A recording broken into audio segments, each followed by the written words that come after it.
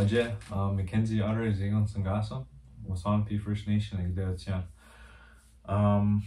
Hello, my name is Mackenzie Otter Eyes Eagle, and I come from the Cree Nation of Waswanipi, and I'm here to share about my regalia and the teachings behind it. So I'm with what you call a men's Northern traditional. I've been dancing for over 10 years, and I love to dance. And I'm also a power singer. I sing with the Burning Plains drum group, and a men's Northern traditional is one of the oldest.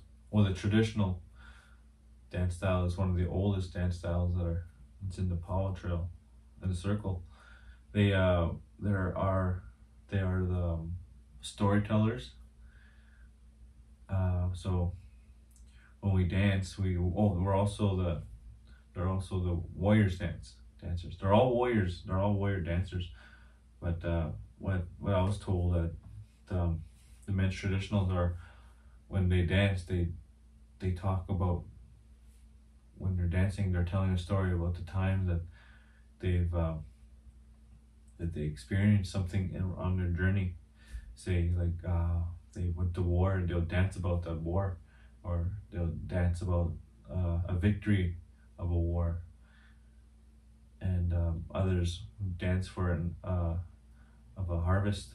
Say if they killed a moose, and they'll dance for that moose, and they'll dance for the water, or dance for the people. So that's what so this was one of the first dances out there. So when you go to a powwow, and you see different when you see all kinds of people with different styles of beadwork, there's a lot of woodland style, there's a lot of geometric style, Lakota style, Plains Cree style, and woodland. And so when I created my regalia, I tried to put the designs that's from my people, where I come from, and we're the Woodland Cree. So here, this is my vest. So here I have some woodland styles of flowers, and some teepee, and we got some trees here. The trees here talk about how important it is for us to have trees in our backyard, in this world, because to me, I think trees are very important. They're one of the main reasons why we're still walking on this earth, and because they provide oxygen for us, and they provide shelters for the birds and animals, and they also spread pollen across the lands, and they play a big part in this world, and we're cutting it down. So I don't think that's a very good idea right now, because our earth is getting hurt, and for us to protect our mother, that's our job as humans, is to protect Earth. Is we gotta stop cutting trees. We gotta let her heal herself again, because we've already taken so much out of our mother, our planet. And so that's why I have these trees here, to dance for the trees, because it's important. It's what we need to do. And yeah.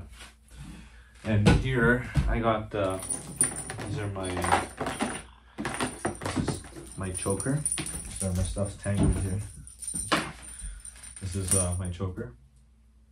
And as again, you can see the trees and the teepee and the colors that I have there. So this comes on like this. I'm not gonna get fully dressed. I wish I could dance as while I'm talking to you and getting dressed. But I'm right now I in a recovery on my right knee. I sprained it pretty bad, and I'm trying to stay off of it as much as possible. As much as I love to dance and share my dance styles, I can't dance right now. So what I'm going to do is I have a video of me dancing, and I'm going to edit into this video and show you guys what I look like, and yeah, what I look like when I'm dancing. Yeah, and so we have all kinds of different things that we put into our regalia, whatever that feels good to us. Here I got my shield. I put my shield on my left side because it's the closest to my heart. It's just like when you're picking tobacco, you pick tobacco with your left hand because it's close to your heart. And that's why I have this here, so I can protect myself, protect the most important part of my body, is my heart. So when I'm dancing, I keep it close to me to try to, when I'm telling my story. And here, this is my staff, one of my staffs. This is a staff that I created behind a house in Kenora. I needed a staff because I've forgotten my other staff, my main staff at home, because I was in a different place. And yeah, while I was picking the staff, I was thinking about my brother at the time, because I really missed him. I haven't got to spend much time with him. So I was thinking about the times where we went hunting for partridge, and there was me, my aunt, and my brother Tyler. And my brother Tyler was trying to show my Aunt Mary how good he was at shooting a partridge, but he was just kind of messing around at the time. So he seen a partridge on a tree, and he says, "Hey, look, Mary, just watch this." And he shot without actually really aiming at it. You just kind of aimed at it and got him, and it was a very exciting moment for us. Like, oh, got it, man! And it was really funny to see that, and we were all shocked and to see him get a partridge without him looking, and it was really funny and cool at the same time. And yeah, and at that time we gave that partridge to my grandma, to our gukum. She was showing us how to pluck them. She was like, "Gee, you guys don't kill something, don't know how to pluck it there." She's just giving us crap for it. She grabs the partridge and just cleans it out in 2 seconds. It was just clean. And clean them up straight from the pot, made some soup, and there it is. And the whole process was super funny, and that's what it really reminded me at the time when my brother Tyler killed that partridge. Yeah, and here are my dancing moccasins, and a lot of my stuff here are beaded. So like my vest here is beaded. This is all beads. So is my moccasins. These are my dancing moccasins. They have a lot of mileage on them. Close to a flat tire. Yeah, so when I'm telling my story, I like to dance about my hunting stories all the hunting trips that I had throughout my journey on this earth. I tell, when I'm dancing, I like to share a lot about my experiences out there, and I have many great experiences that I've had out on the land, and teaching moments, and yeah, and it's just, I like to dance about those things. I like to dance about the animals that I hunt, and to dance for their life that they've given us to feed our people and our families, and that's why I dance for a lot of the animals in the forest. So back here, this is my bustle. This is one of the modern style bustles. Back then they would have a circle bustle, so they would I think that came from one of the Lakota tribe, I think. I'm not too sure, but I should know where this that style comes from. But as more powwows I go to, I learn a lot about where this style originates from. I just know that it made its way to Canada and slowly started to change the styles to a contemporary style, and so it made its way to Ontario, Quebec, and out east, New Brunswick. So in my area, powwows are kind of just starting to come around, and so we're still new to it. And you know, the more knowledge that I gain, like the more I share with my people up north.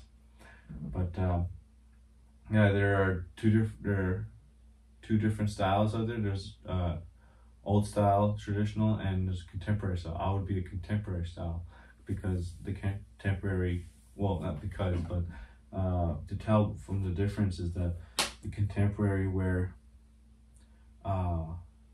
leggings, and the traditional style wear leg bands. So they have leg bands that go across their leg under calves here, and they have fringes coming out. So that's one of the ways to tell that that's a contemporary and old style. And also contemporary wear vests. I'm pretty sure that's what I was told. Yeah, and the dance style is also a big difference too. So when you see a contemporary dancer, there's a lot of movements, a lot of leg movements. You're jumping around more often, and you just have this burst of energy. But when you're dancing old style, you're kind of just rocking your head and trying to be real smooth with the beat, and you're just kind of you're flowing with the beat. It's just, you see a different when you're at a powwow. You can see the difference, that two different styles of dance styles out there. Yeah. So I think that's everything that I like to share about. Things that I like to share with you. Actually, maybe I think I talk about this. So this is my dance. This is my roach, dancing roach. By the way, our regalia is not called a costume. Just wanted to remind you that this is something that we wear, and almost every weekend, like a daily basis almost, for some people. A costume is what you wear for Halloween.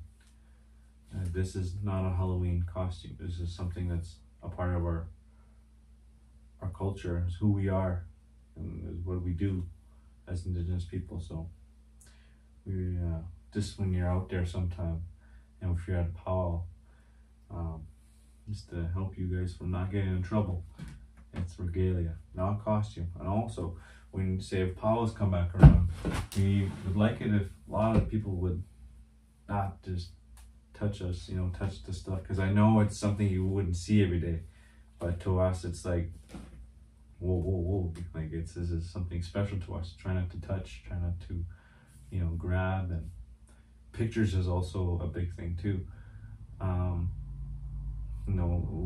Sometimes we see people who just come up to us, just take pictures. It makes us feel like we're like in a zoo or like in a circus or something. To me, that's what it feels like. I'm not. It's not a circus. That we're showing you our stories, and we're sharing our culture with you. And sometimes we don't feel the need that a picture should be taken every time you see somebody in a regalia. It's just something that I wanted to share with you, and just to be mindful out there, to be, we're there to share. Yeah. Oh, just ask before you take a picture. Yeah, so I just wanted to bring this close up to you. This is my dance bustle. I behind my back. This.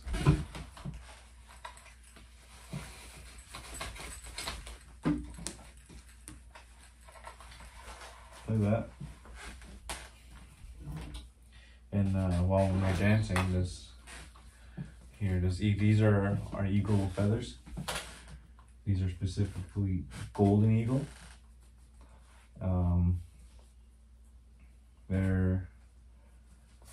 These birds are more in the north of Canada. Well, for where I'm from, we would say they would be more in the north, but they're more common in the States, I think.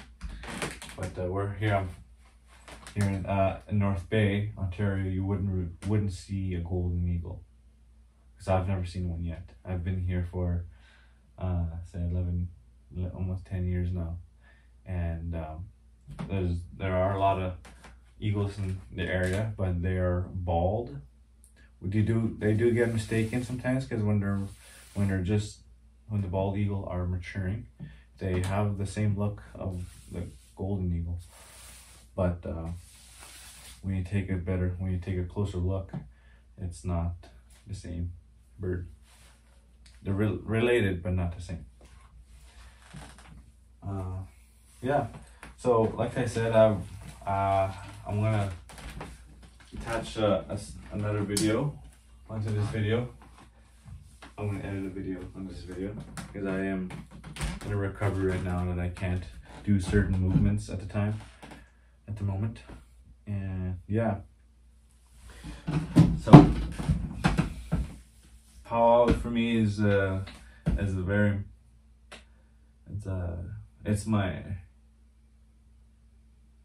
it's everything to me in my culture. I guess it's not everything to me, but it's a special feeling for sure. This is something that our grandparents weren't allowed to do back then, and now that I'm able to do it, and it's just such a powerful thing for Indigenous people to dance and share the culture. I just love to dance, and I like to tell my story about my journey, and yeah. So thank you guys for listening, and I really hope you guys enjoyed this teaching and the stories that I've shared. Yeah, it kind of sucks not being able to see you guys in person. This is kind of hard for me to talk in front of a camera, knowing that you guys are not there yet. Yeah, so enjoy this video, and be happy.